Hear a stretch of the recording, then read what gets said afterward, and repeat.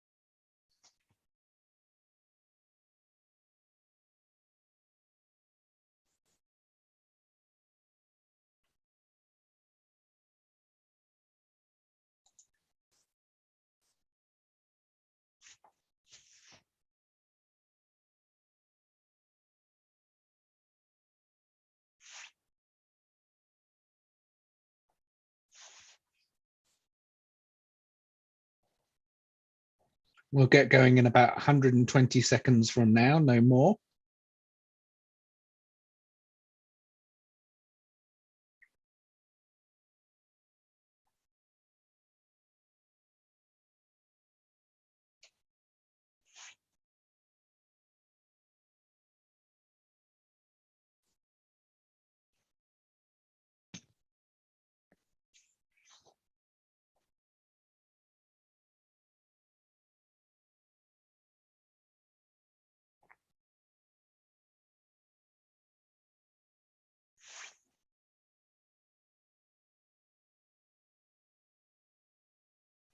Okay, I think we can get started. Welcome everybody to E3G's discussion of the consequences of the Ukraine war for diplomacy, climate and energy. This discussion is part of London Climate Action Week, which is a series of events about climate politics, to which everyone is very welcome. Look at the events, please, on the website page for London Climate Action Week. I'm Khan Ross from E3G, where I head our work on geopolitics, diplomacy, climate, and security. I'm very pleased to be joined by three excellent panelists who I'm very grateful to them for joining us today. They are Anthony Froggatt, who's the Senior Research Fellow and Deputy Director of the Environment and Society Programme at Chatham House, Fairton Agad, who's the Senior Advisor for Climate Diplomacy and Geopolitics at the African Climate Foundation, and Rebecca Nadin, who's the Director of Global Risks and Resilience at the Overseas Development Institute. This is a public discussion, so no Chatham House rules or anything like that. It is being recorded and broadcast at the same time on YouTube.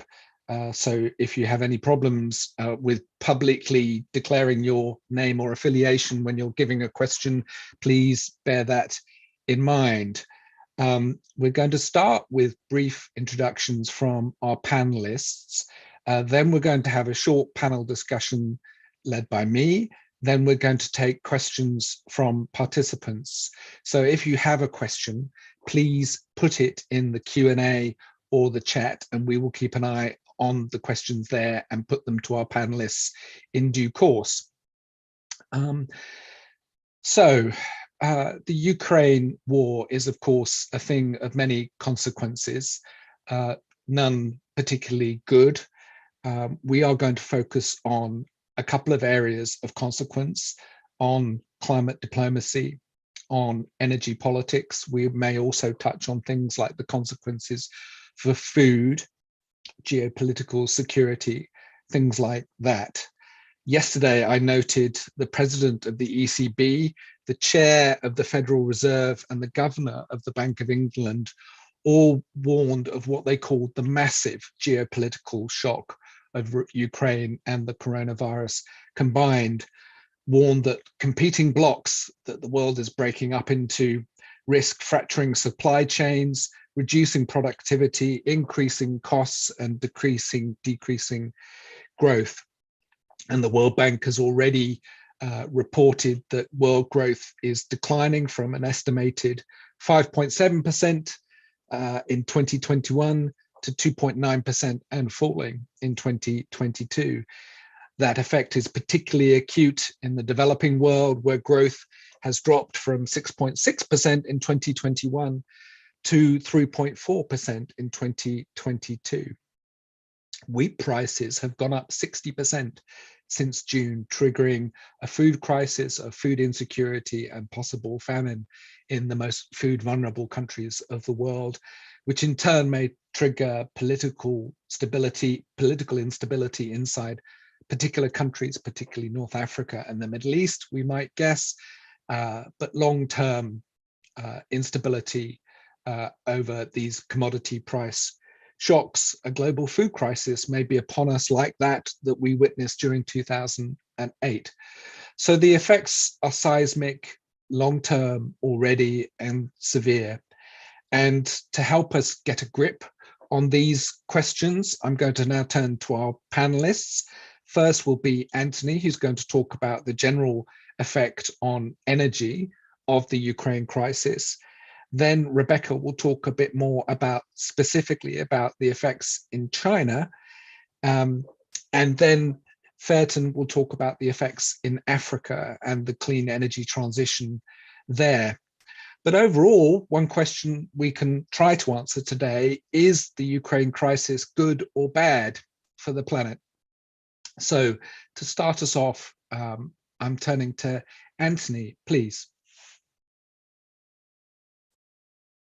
Yeah, thank you very much indeed, Khan, and thanks E3G for organising this. Yeah, in terms of the title of the event, we're talking about implications for diplomacy, energy and climate policy. I would say severe, and we're probably only just beginning to see the real consequences of that. So maybe just first, so obviously it's London Climate Action Week. It's worth reminding everyone, probably don't need to on this call, but it's for me at least worth putting in the framing the crisis that we have in terms of climate change. So if we look at the end in November last year, when the UK hosted COP26, their climate change was high up the political agenda.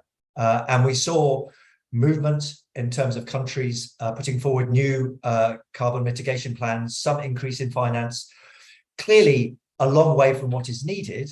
And for example, we saw at the end of Glasgow an adding up of the revised NDCs that said that by 2030 would see an increase in global emissions by around 14% rather than a 40% decrease. So we came away from Glasgow knowing some progress had been made, but we were such a long way from what is needed. Also last year, we saw the publication of AR6, so that the assessment report from the International Panel on Climate Change.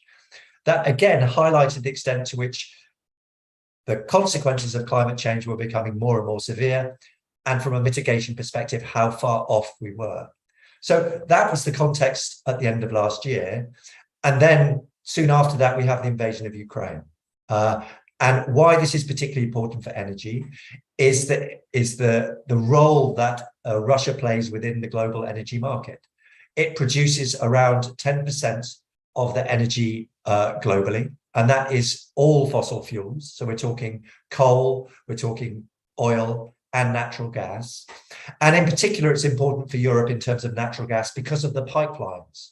So Europe imports around 200 billion cubic meters of gas from Russia, providing around 40% of its energy consumption. But 3/4 of that is coming through the pipelines. And that is clearly very fixed. And that is why the EU is in such a dilemma and such a problem in terms of how does it reduce its dependency on Russian oil and gas, and as I said, in particular gas. So we have seen progress in terms of the question Khan was making. Are we seeing this as a step forward in terms of the energy transition? So there are some positive messages and some positive proposals. So for example, in the EU, we are seeing, or we have seen a proposal which would lead to 45% of the EU's energy, and I stress energy, not electricity, energy coming from renewables by 2030 if fully implemented. And just to take us a few steps back, at the time of Paris, when the NDCs were first proposed, and the 2030 targets were set for 2030. Sorry, the greenhouse gas targets were set for 2030. The EU proposed that 32% of their energy would come from renewables. Then when that was revised upwards in terms of for Glasgow, it was proposed that 40% of the EU's energy would come from renewables. And now, a few months later, they're saying 45%. So this is a real stretch target. We've yet to see the details of how that will be implemented. But clearly, we're seeing some positive issues there, likewise in energy efficiency. But obviously, some of these take a long time to implement. And as I mentioned, the importance of Russia for Europe's energy means that there will be, just saying we're going to build renewables is not enough.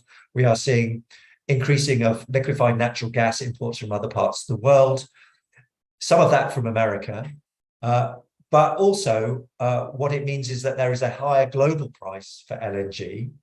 And the consequence of that is some countries that had LNG or were desiring LNG, Bangladesh, etc., are no longer able to afford it. So therefore, they're burning more coal. So we're seeing, in some ways, a switch in other parts of the world to dirtier fuels because of Europe's strategy. Europe is also looking to burn more coal, at least on the short term. It's trying to get off Russian gas. There is fear that Russian gas we're already starting to see the flow of gas to Russia slowing down, partly for maintenance reasons, but also for political reasons. And therefore, member states are preparing to alternatives, including the increase in coal. So we will see very clearly an increase in coal burning in Europe as a result of the current situation. The question, and if I could just finish up on this, is we need to look at this in different time zones. Firstly, what is going to happen in the immediate times, in the immediacy, in terms of the next 12 months, say, and in Europe, that's important in terms of the next winter. But it's true in all parts of the world. There is a set infrastructure for energy, so there is only a certain amount of change that can take place in the next 12 months. Therefore, we need to look at really important issues like public engagement, behavioral shift, etc., that can help reduce demand. Secondly, we need to look at the extent to which existing investments can be speeded up in alternatives to enable clean energy to come forward at a much quicker pace. And the third thing is on the slightly longer term timetable is what proposals, what finance do we need to put in place to enable us to accelerate the transition? If we don't do those things, then there is a real danger that we just revert to existing systems, the greater use of fossil fuels, and in particular coal. And so, yeah, in terms of, to answer your question, is it going to accelerate the transition? I think we still have to see, and there is a real risk that it will slow it down. Thank you very much. Thank you, Anthony. That was very illuminating. I'm going to turn to Rebecca Nadine from the Overseas Development Institute next, who's going to talk a little bit about the consequences in China. Thank you very much, and thank you very much for inviting me today. Some of the work that we're doing at the moment at ODI is looking at the various systems risks that are evolving from the Ukraine crisis, and as you mentioned, these are quite wide-ranging. So we're looking, for example, at issues around organised crime, peace and security, supply chain, and then, of course, the climate issues. So I just wanted to speak a little bit today about China and what's going on there in relation to the Ukraine, the Russian invasion of Ukraine. So what we can see is, yes, it's creating new risks, but actually critically for China, the Russian invasion of Ukraine is actually compounding existing vulnerabilities that China was already experiencing. And it's certainly creating geopolitical risks, but within that, I also mean risks to encompass not only the negative, but also opportunities for China from Beijing's perspective. And I'll come on to that in a minute. But in China, even before Ukraine, as within many countries, China was dealing with a number of challenges. So we had obviously COVID-19. China had also experienced a number of quite significant climate shocks in 2020, a lot of flooding and droughts in kind of key parts of the region. And also there was concerns within the economy around financial instability in certain sectors, particularly real estate. But back in 2021, China, released its 14th five-year plan, and we could see then already that energy and food security were already a top priority for the party. So the five-year plan, even back in 2021, was trying to balance Beijing's climate ambitions and its energy needs in the wake of COVID, energy supply disruptions. This was in part actually due to demand increasing after lockdowns, but also Beijing's own energy control policies. And the same goes for food security. As I mentioned, a number of very significant climate extreme weather events taking place in key grain producing regions, and then also African swine fever impacting pork production, as well as COVID disruptions were already having a big impact on food prices. So in a nutshell, basically, we can see that the Russian invasion was exacerbating concerns, but actually then also accelerating the need to roll out policies already in play.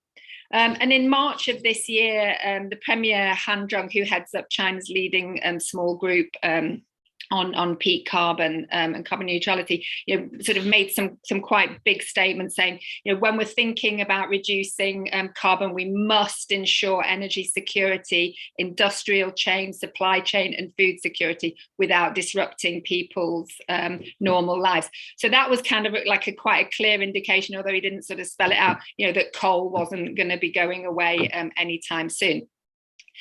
So we do see China, pushing heavily for renewable energy expansion.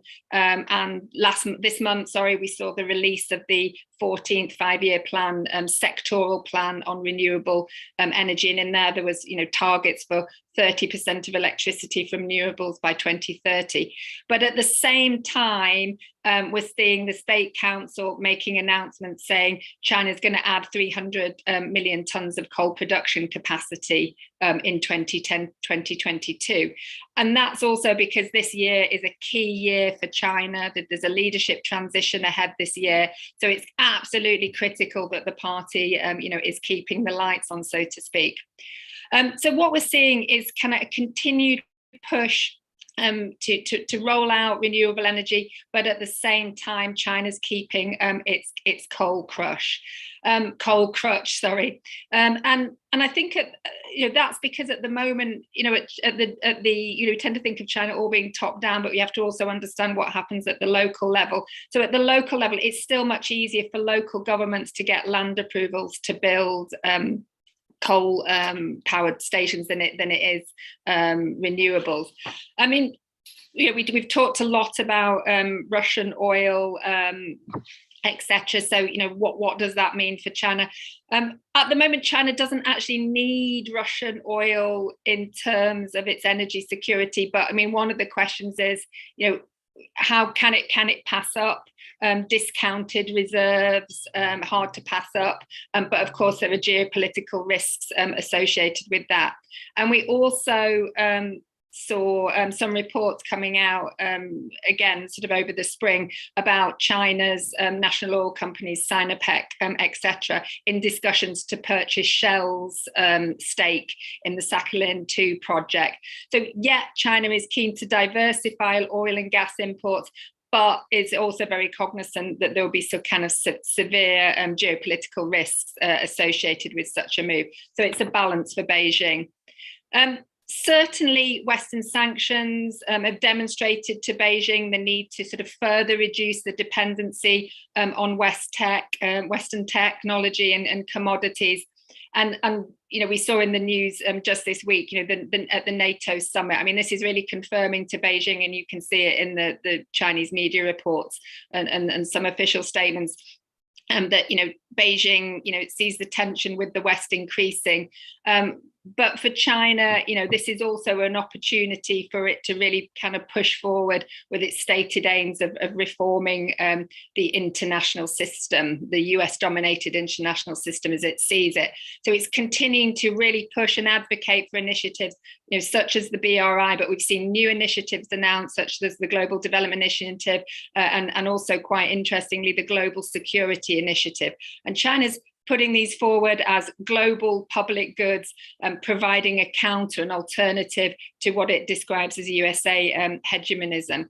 And just recently, the Chinese Ministry of Foreign Affairs published a book, a report called The Reality Check, Falsehoods in US Perceptions of China. So this is a 20,000 word document that's been produced, sort of really focused on spelling out the US's lack of credibility and dominance in the international order.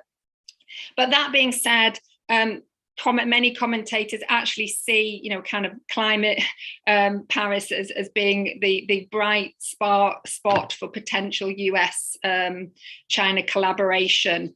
In part, the argument is, China and the US absolutely have to collaborate out of necessity. But interestingly, we saw Zhou Ji, who's a kind of very prominent speaker on China climate. He's the director of China's National Climate Change Center. And he stated that actually where he sees more hope for cooperation is actually if the US and China actually expanded fossil fuel trading between the two countries. He's talking here more particularly about natural gas trade, because in his view, actually expanding renewable energy co-op, would be ideal, but it's just too geopolitically sensitive around the tech critical supply chains, rare earth supply chains at the moment. So I think what we're likely to see in China, perhaps in other countries, as a result of these compounding threats, these compound risks of COVID, economic shock, Ukraine, etc., is a disrupted transition with energy security at the top of the political agenda. And in China, we're seeing this continued scaling up of its own renewable production and value chains alongside investment in alternative fuels such as hydrogen. So this is sort of potentially providing China with an opportunity to kill, several birds with one stone. So achieving kind of domestic and industrial development goals, promoting energy security, pulling back from that dependency on the West, but also cementing itself as a global power player in the new energy geopolitics. Thank you. Thank you, Rebecca. That was fascinating. I'm now going to turn to Fairton Agad from the Africa Climate Foundation to talk a bit more specifically about Africa and the relationship with the West on clean energy transition. Fairton, if I could turn to you, please. Thank you, Khan, and thank you for the E3G team for putting this together and for the invitation. I wanted to focus on 3 points in the 5 minutes that I have. The first being the return of the strong narrative around energy security as the core for international cooperation, and arguably it's the first time since the oil crisis of the late 70s that we've seen such a huge return of that energy security narrative. And we've seen already in 79 what implications that has had in terms of international cooperation, in terms of who are the countries that countries importing particularly oil, where depending on the kind of international system, international cooperation that developed. And I think now the war in Ukraine kind of triggered perhaps and hopefully, one hopes that we move beyond that, but the risk is that we are again in a similar situation, and that obviously does have an impact on Africa, as the EU particularly tries to divert to move away from Russia, as US LNG imports are extremely expensive. There are turning now, many European countries are turning to Africa as a possible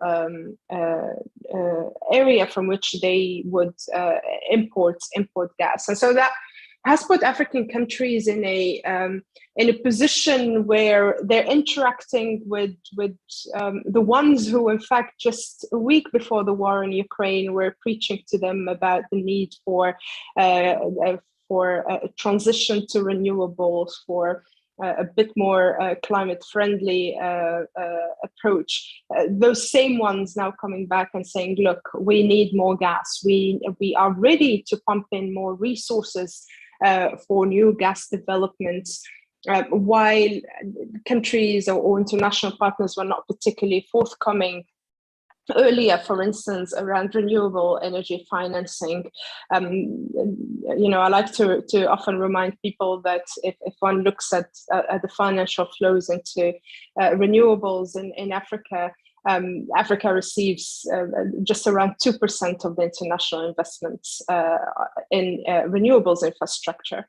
And so that has been quite minor. And so this revival of interest, particularly in African gas, will have consequences. And there are big question marks, for instance, in terms of how are the contracts designed, what kind of long-term ramifications that might have, particularly for African economies, who is taking the risk for such investments. So there were questions there. But I wanted to also zoom out and look at what the crisis has done for the multilateral system, and sitting at it from the point of view of several African countries, in fact most, watching what is unfolding. It raised a lot of questions, and let me maybe pick on some of the elements where I think it has led to more mistrust, perhaps, in the multilateral system. The first of them was the ban on or the suspension of certain Russian companies from the SWIFT system, and the speed with which that was done and the message that sent. It essentially created a lot of mistrust around the international financial systems, and who controls them, and the speed at how with which such systems could be leveraged. And so there's a lot of discussion at the moment in terms of how can African countries who are relatively weak, how can they then, where do they turn to have a bit more security on these international systems?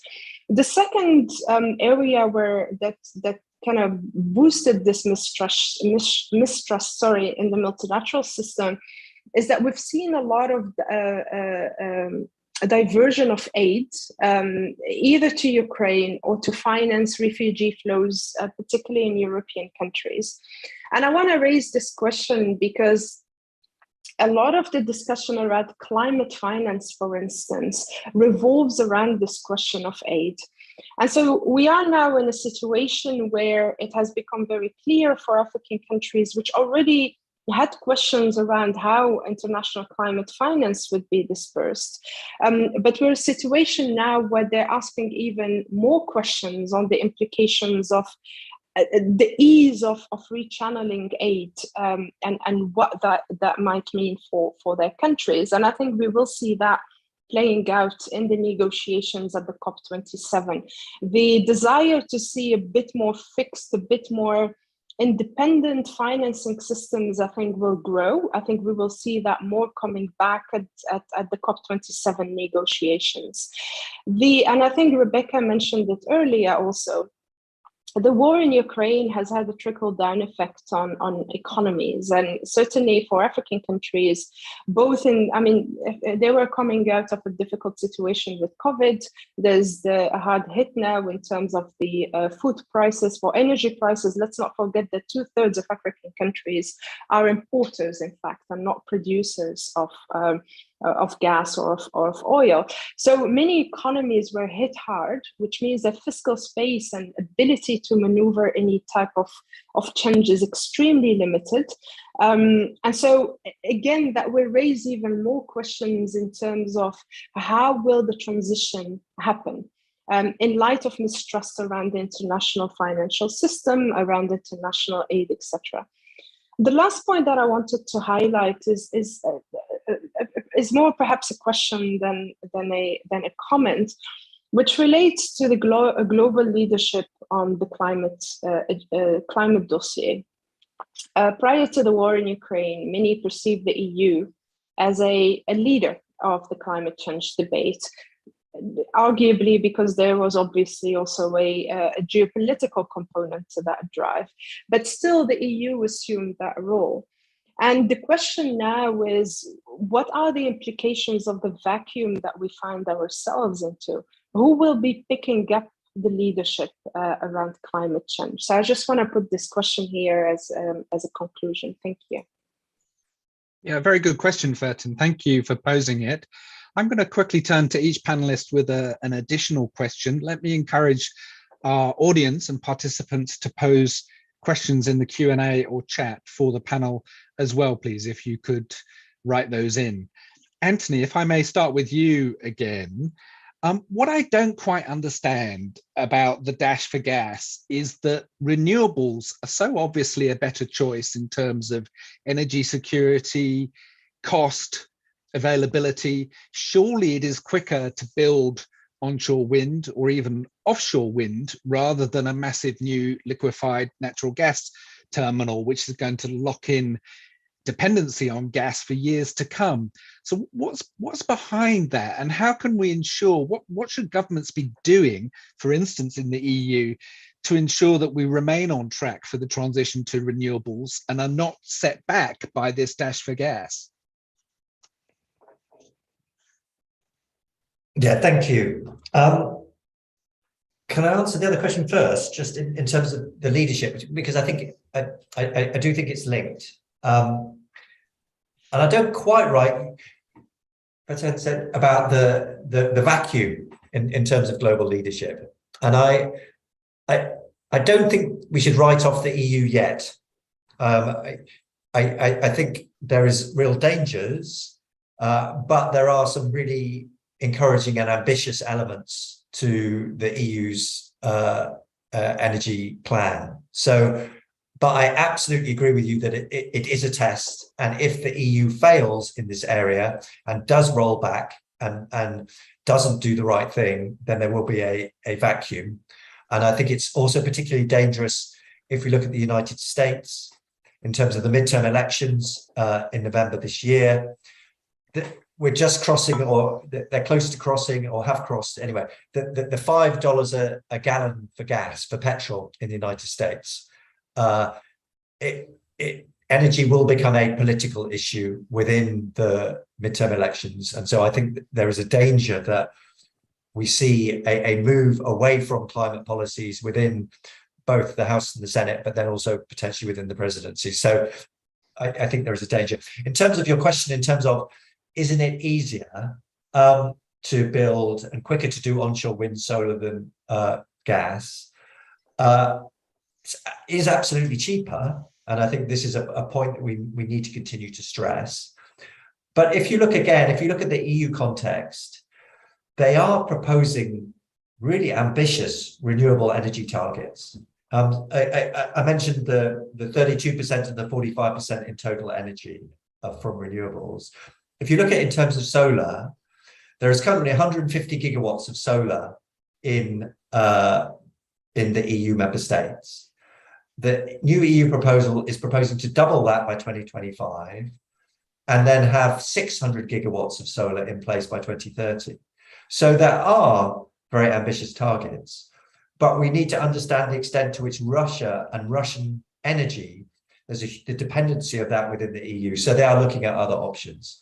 But yes, I think governments need to take a serious look at how quickly you can build different options. So as you said, it is cheaper to build onshore. It is cheaper and quicker to build onshore wind and solar than it is to build new gas infrastructure. And therefore, it should be a priority. But as I said, there are, in some cases, already quite strong targets in these areas. So there is some balance. But the lock-in is the key question in terms of how do we potentially have on the short term greater use from the existing infrastructure for fossil fuels, knowing that it doesn't slow down the total phase out while we are building up more quickly the cleaner options. Thank you, Anthony. Rebecca, if I may turn to you. US-China cooperation underpinned the Paris deal, and to an extent, whenever we make progress in the UNFCCC, it's because China and the US and the EU are cooperating.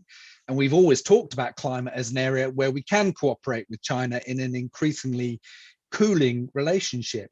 But do you see the fragmentation arising from the Ukraine war, the increasing alignment of Russia and China as jeopardizing that climate cooperation? Do you think we'll see an effect on the UNFCCC on the COPs process?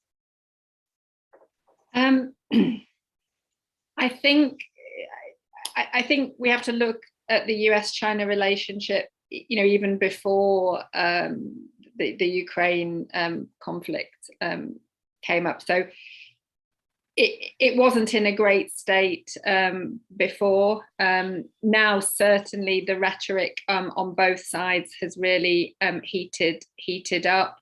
We can see in the Chinese media and also in Chinese government statements, they talk about the Russians against the sanctions against Russia as sort of acts of financial terrorism, and the US has weaponized its economy and economic hegemonism and so on. And we also saw as well a lot of statements that actually, within this, that there needs to be more, people need to pay more attention to the voices of developing countries and the impacts that this kind of these sanctions and the Western response is having. So that is, putting a lot of strain on the US-China potential for US collaboration within the climate negotiations. I think because also China and Beijing is quite pragmatic, and I think in the Chinese media you can see that on climate, this is still being touted as an area for cooperation. So you're not, whereas in some cases you can really see the messaging around the Ukraine conflict, that there's a lot of censorship on that within the Chinese media. So the Chinese public, there isn't that much open debate about it, but you can still see slightly more positive tones. Xie Zhenhua's meeting with various US officials, and even within the recent visit, discussions between the two, the State Department and the Chinese Foreign Ministry, climate was still up, was still listed, was still there as areas where they could work together. I think where you are going to see a lot of tensions, though, as I mentioned, is this the geopolitical risks associated with renewables, with this critical mineral supply chains.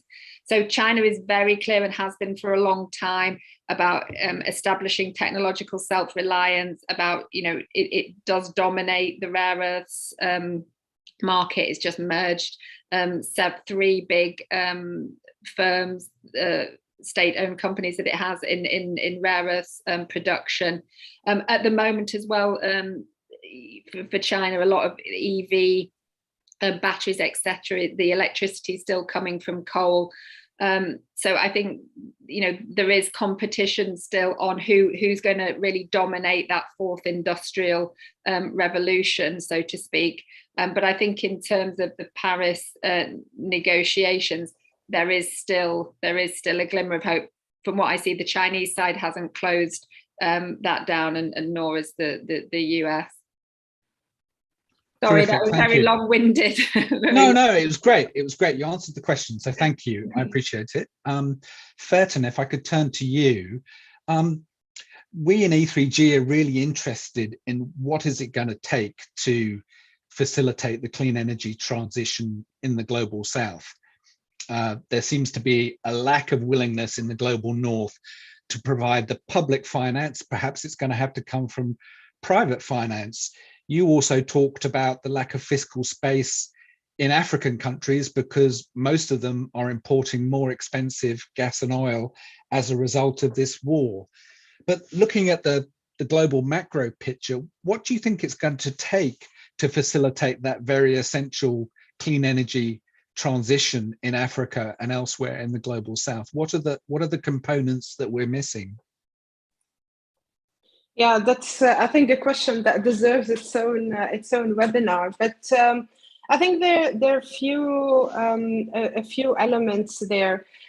There's indeed a push, if I can.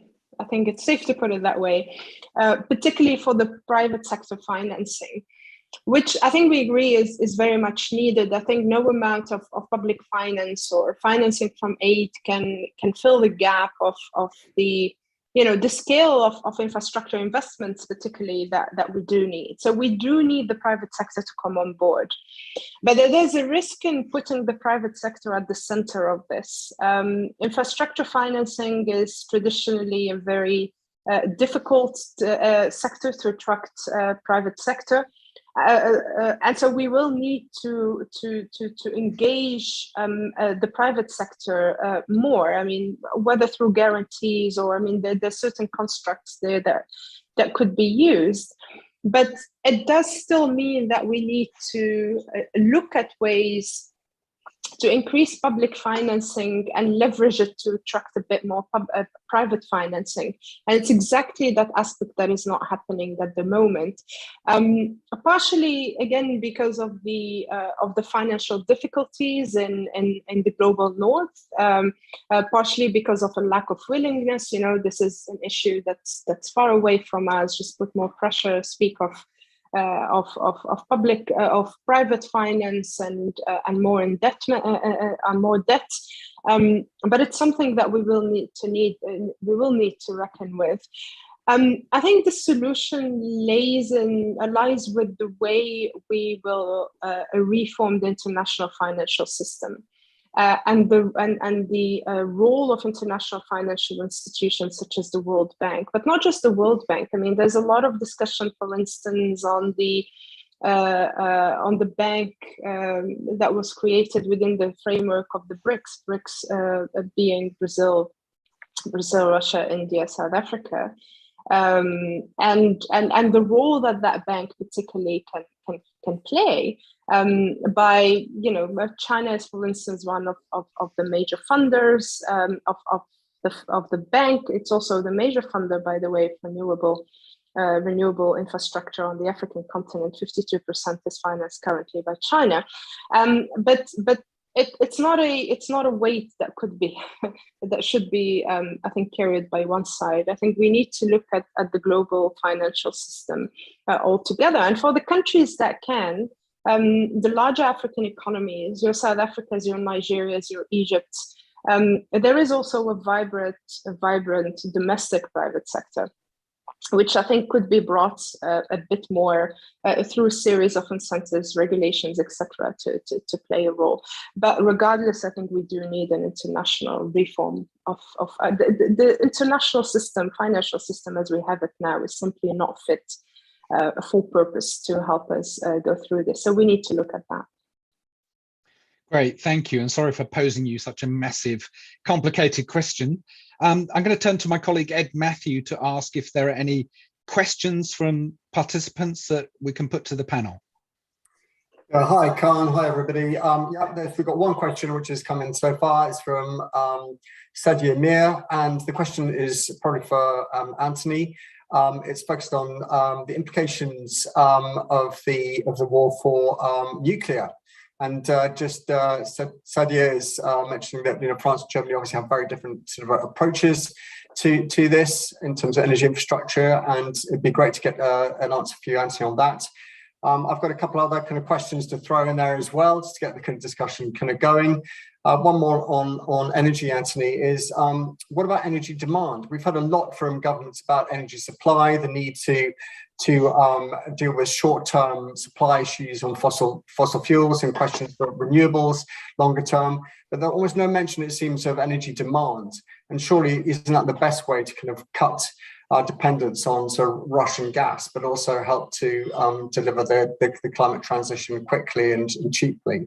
And one more for Farton as well, which is, we basically had a lot of pledges in the lead up to COP26 about the need for Western countries to stop publicly funding fossil fuels overseas.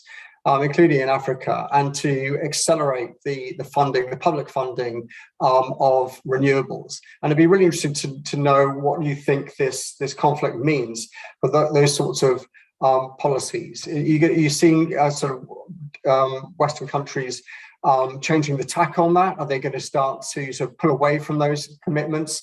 And what would be the position of, do you think, of African countries on that point? So there you go, the three questions to kick us off. Thank you, Ed. Anthony, I'm going to turn to you first with those questions. Great, thanks very much, Ed, and thanks very much, Sadia. Firstly, I guess on the nuclear question, I'll sort of probably answer it in the framework that I was trying to put over in terms of the responses that we need over different timescales. And we need to look at what we need to do immediately, what we can do within the next 3 to 4 years, and then maybe beyond that. Because nuclear is very clearly not quick to build. So if we're looking to have an impact on supply by 2030, we're not looking at nuclear. I mean, basically, it takes 20 years to build a new nuclear power plant from scratch, around 10 years for planning and about 10 years to build. So it is a decadal decision. So I think timescales, we just need to look at nuclear within that framework. But then in terms of its economics, we need to have as low as possible energy transition. And in particular, in electricity terms, we know that we can compete with different sources. So nuclear in some ways prices itself out of the discussion. And if you look particularly at say, offshore wind, it's, in the UK, we're talking maybe 50, 60 pounds a megawatt hour for offshore wind. Hinkley, the new nuclear power plant that's supposed to come online mid-decade, the starting price is around double that, so around £100 a megawatt hour. So it is more expensive. So I think those are two considerations that people will look at in terms of looking at supply. But again, just emphasize, we need to be looking at different supply options over different timescales. And so, nuclear isn't one for the next decade or so. That, I hope, leads onto my quick answer, and I will be quick, in terms of demand side. Absolutely, it must be front and center, and it is still so depressing in terms of the responses from governments in terms of energy efficiency. If you look back to the 1970s, we were talking about energy efficiency. We look back to the previous energy crisis in terms of less availability, higher prices. Energy efficiency is the answer. If we look at climate change, energy efficiency is the answer. And here it is again. It is absolutely what has to be done. It's the only thing that can address energy security, climate change, and affordability at the same time. But yet it is given not even second fiddle. It's third, fourth, or fifth fiddle in terms of the response. And just to give an example, we had Kwasi Kwarteng, who's the energy minister, speaking at Chatham House last Thursday. And there was a 20-minute speech, and there was 5 or 6 words on energy efficiency. And I thought was very interesting was that there was then questions from the audience, and someone in the audience raised the question of energy efficiency. And it was the only question that got a round of applause. People do understand the importance. And what I thought was very depressing was the government response. So it was asked a question about why aren't we doing more on energy efficiency? Why aren't we engaging the public in this area? And he said, it's not the role of government to tell people what to do. And I disagree. We are in an emergency. We will come to a winter in which people cannot afford energy. It's anticipated that maybe 40% of households in the UK will be in energy poverty.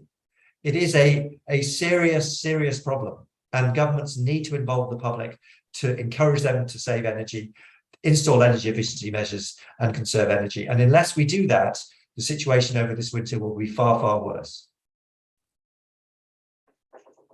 Thank you. Perhaps I can turn to Fairton next to answer Ed's question. Yeah, thanks, Ed, for that question. I think if one looks at the G7, what came out of the G7, it's very telling. Basically, the G7 agreeing that it would be possible to provide public financing again for fossil fuels. They tried kind of, to find the politically acceptable wording to do it, but in essence, that's actually what it's saying. On the ground, we certainly do see a reversal of that commitment that was signed last year. I think there's a lot of interest, a lot of government-backed interest from a number of multinationals, not naming the countries, but a few of them certainly government-backed, public finance-backed. So there is a reversal that in that decision. From our end, the key concern with that is, again, the terms of the contracts that are being signed, and whether the interest there is to front load the profits for these multinationals, and then later on, I mean, Europe particularly might move quicker and reverse its current appetite for gas and move more towards renewables, therefore declining the demand. And what would that actually leave countries with?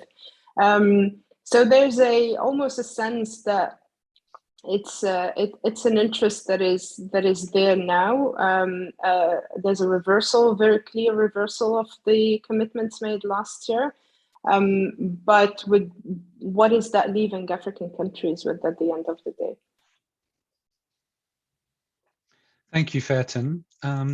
As the panelists were talking, I was just jotting down what I thought were the three headline effects of the Ukraine war on global geopolitics, energy, and climate. And I thought they were, number one, the rocketing price of energy, and as a result also increasing food prices, causing all kinds of manifold effects.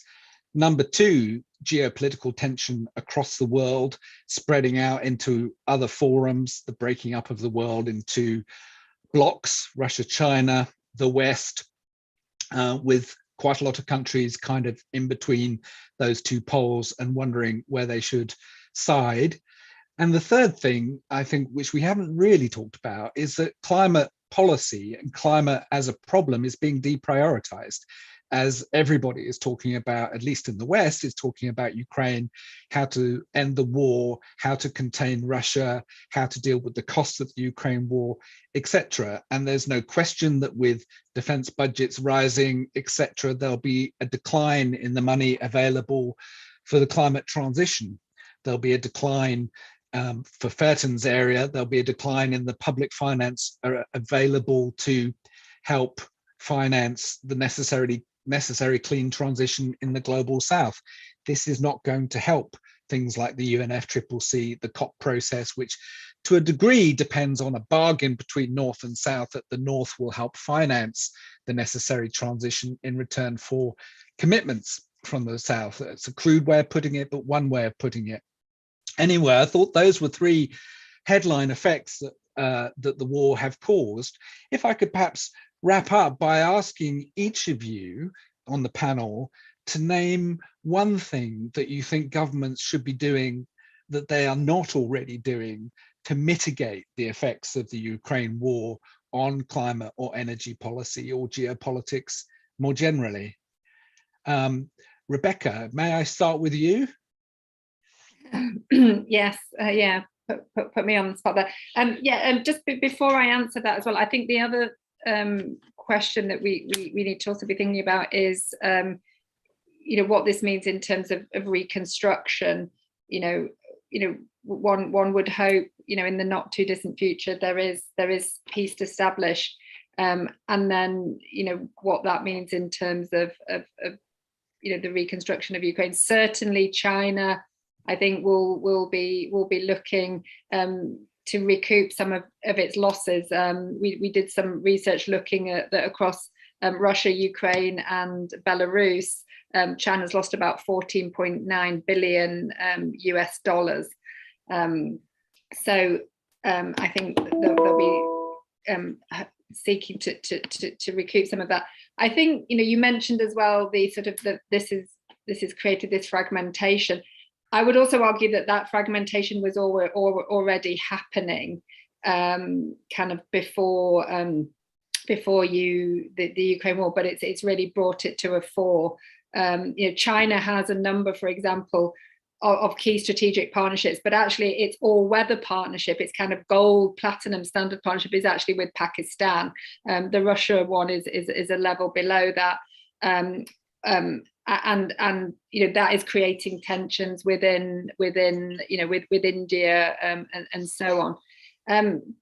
So I think the risks that are emerging, I think we've perhaps been like the frog in the water, and these risks are not new. This transition, these risks have been there, but we haven't perhaps been quite as cognizant of them.